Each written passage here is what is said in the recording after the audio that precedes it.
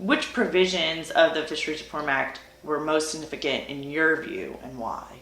I think they were all significant, and I also believe that they got it pretty much right with the provisions that were passed. I mentioned the exception with the recreational license. I was disappointed to see that that was not passed originally.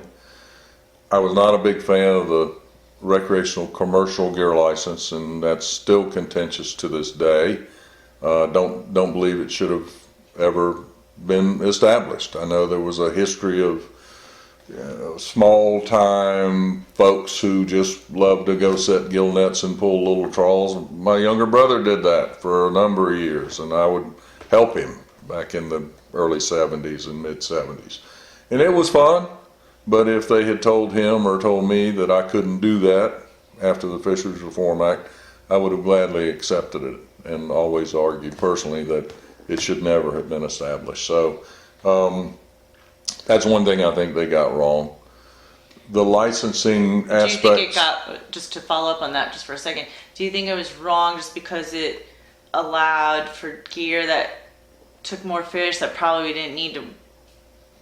Well, the guys, primarily folks were especially the gill net aspects of it, or the gill net, the gear that was in the hands of the recreational anglers.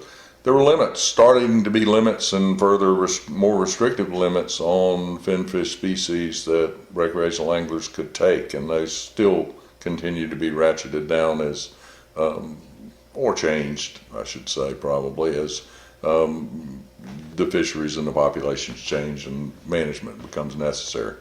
You can't control how many red drum you catch in a gill net. So if you go as a recreational angler, or commercial fisherman for that matter, set a gill net somewhere and a school of red drum goes into it and you're allowed to keep one, they don't fare very well, especially in the summertime. So you're killing a bunch of fish that you can't keep or shouldn't keep by law. And so that's a problem. So when you have size limits as well as creel limits on finfish species and you're fishing them with a gill net, it's difficult to near impossible and or very wasteful to take those fish with a gill net. Okay, thank you for that follow-up. So, sorry, continue on. So, yeah. So the other thing I think that was a little bit goofy was the restriction, quote unquote, of the number of commercial licenses in the state. Very early on, as someone who was active in the process, I looked at participation, and others did too, looked at participation by commercial fishermen.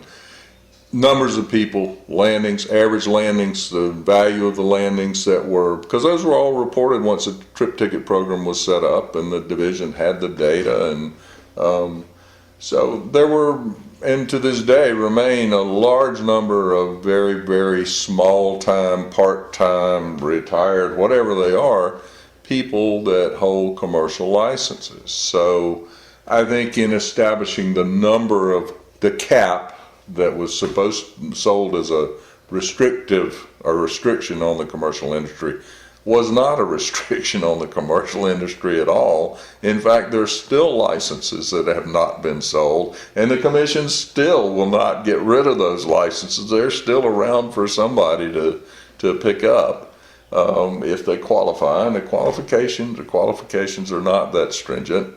You just have to fish some, I think. So I think that, it probably should have been kept not at 8,300. I believe that's what it was it not? 83, 8,500, something. It was way too many. Probably should have been kept at 3,500 or somewhere down that way. And we're still, I think the article that I saw in the News and Observer this week said there were 2,000, I believe, active folks that participated last year in the fishery or in commercial fishery. So, and that's down from 3,500 or something a couple of years ago. 2,000, I believe, was the date.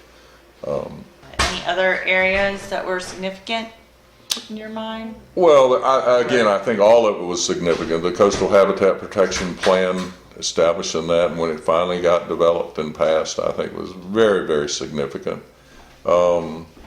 It's